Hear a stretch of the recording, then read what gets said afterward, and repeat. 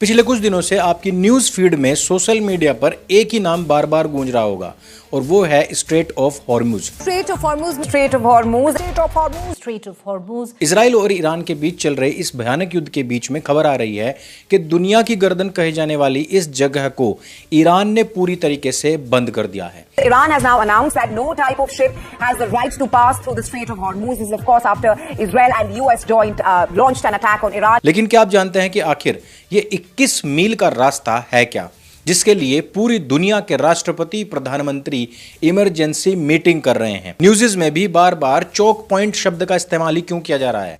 The war in West Asia has a new epicenter, one of the world's most critical oil choke points, the Strait of Hormuz. It is a geographical choke point through which 40% of the world's oil flows. Imagine कीजिए एक ऐसी जगह जहां अगर Iran ने सिर्फ एक जहाज डुबो दिया तो आपके शहर के पेट्रोल पंप खाली हो सकते हैं और आपके किचन का गैस सिलेंडर भी मिलना बंद हो सकता है। आज की इस वीडियो में हम गहराई समझेंगे कि मार्च 2026 का यह संकट कितना बड़ा हो सकता है और इसका कोई दूसरा रास्ता क्यों नहीं है और भारत के लिए ये किसी नाइटमेयर से कम क्यों नहीं है। मिडिल ईस्ट में बढ़ते तनाव के बीच पूरी दुनिया का दम निकल गया है। ऊर्जा बाजार में तहलका मचा दिया है।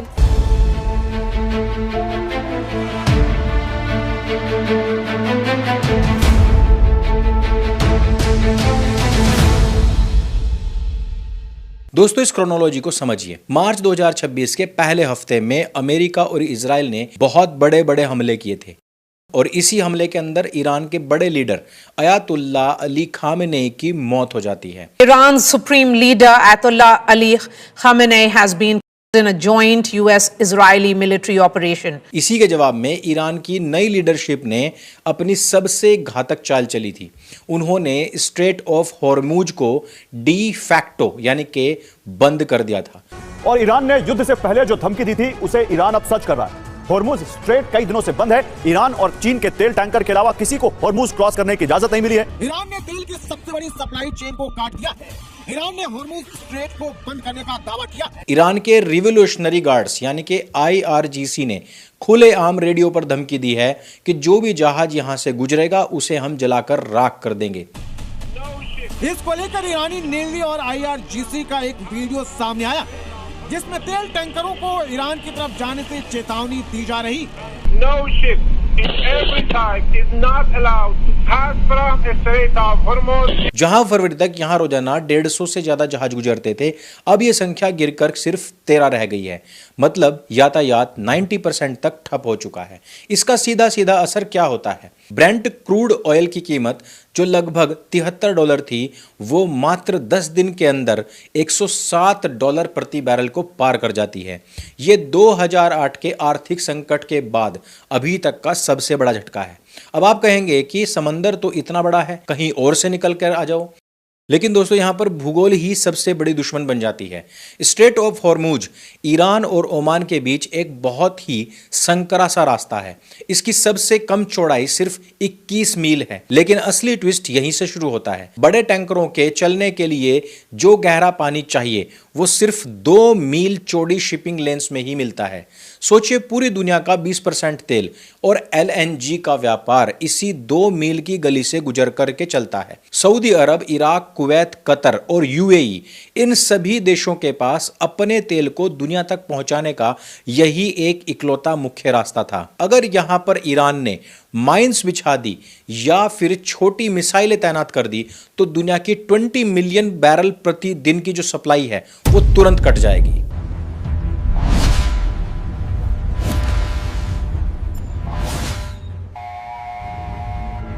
अक्सर लोग पूछते हैं कि हम UAE और ओमान में एक नई नहर क्यों नहीं बना देते हैं, पनामा या स्वेज नहर के जैसा कुछ। तो दोस्तों, इसके पीछे बहुत बड़े कारण हैं।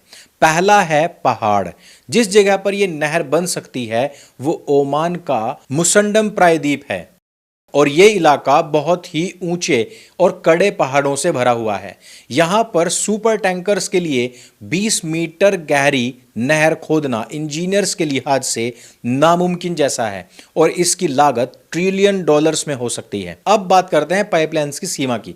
सऊदी और यूएई के पास में पाइपलाइन तो हैं, जैसे ईस्ट वेस्ट पाइपलाइन, लेकिन इनकी क्षमता है कितनी? मुश्किल से 6-7 मिलियन बैरल की होगी।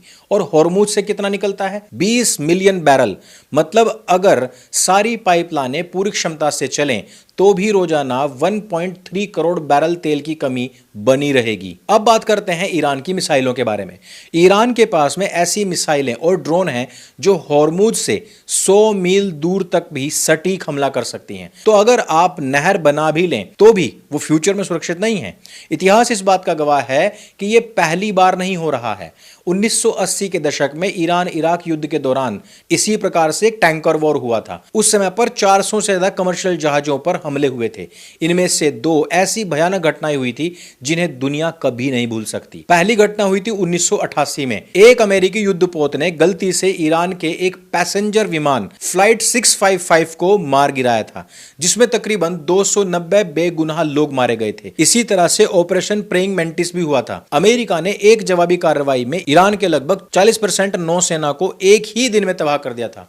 लेकिन 2026 का संकट उससे कहीं ज्यादा बड़ा है, क्योंकि आज ईरान के पास में ना केवल मॉडर्न ड्रोन हैं, सिल्क वर्म मिसाइलें हैं, बल्कि आज उसके पास में एक बहुत बड़ी फौज भी है जो कि उस समय पर नहीं थी।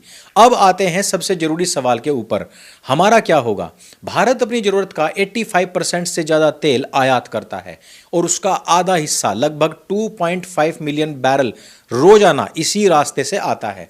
लेकिन तेल से भी बड़ा खतरा है एलपीजी यानी कि रसोई गैस पर।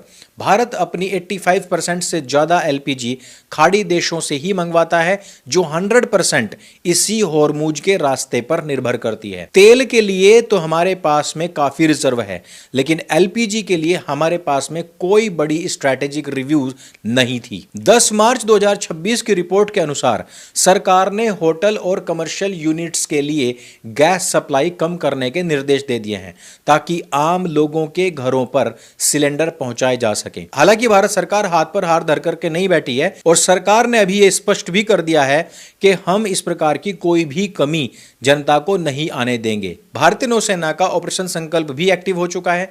हमारे युद्धपोत जैसे आईएनएस सूरत और आईएनएस तलवार खाड़ी में तैनात हैं, ताकि भारतीय झंडे वाले जहाजों को सुरक्षित रास्ता दिलवाया जा सके। तो दोस्तों, इसका समाधान क्या है? वो है स्ट्रैटेजिक रिजर्व्स, यानी कि भारत को विशाखापत्तनम और मंगलोर जैसे अपने तेल भंडारों को और ज्यादा बढ़ाना होगा। फिलहाल हमारे पास में 7 से 8 हफ्तों का रिजर्व है। दूसरा तरीका हो सकता है रूट डाइवर्सिफिकेशन, यानी कि भारत अब रूस, अफ्रीका और अमेरिका से तेल मंगवाने पर जोर दे सकता है, ताकि मिडिल ईस्ट के ऊपर हम लोगों की निर्भरता कम हो सके।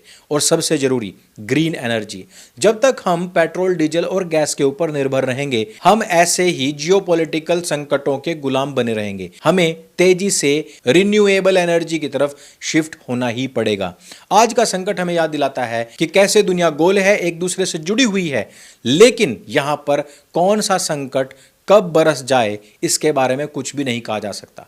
21 मील का एक छोटा सा रास्ता पूरी दुनिया की अर्थव्यवस्था को घुटनों पर ला सकता है। तो आपको क्या लगता है, क्या भारत को अपनी डिपेंडेंसी दूसरे देशों के ऊपर शिफ्ट कर देनी चाहिए? और दूसरी चीज, जिस प्रकार से आज सोलर एनर्जी को लेकर के भारतवर्ष के अंदर एक नई क्रांति पैदा हुई है, क्या उसी तरह से सोलर एनर्जी पर हम अपनी गाड़ियों, अपने घर की बिजली और यहां तक कि पूरी की पूरी किचन सोलर के हवाले कर सकते हैं? ये सारी चीजें हमें नीचे कमेंट करके अवश्य बताइएगा। और ये वीडियो आपको अगर अच्छा लगा है, जानकारी से भरपूर लगा, इसको सबके साथ में शेयर अवश्य कीजिएगा। मेरे संग बोले सत्य सनातन वैदिक धर्म की जय। जय हिंद, वंदे मातरम।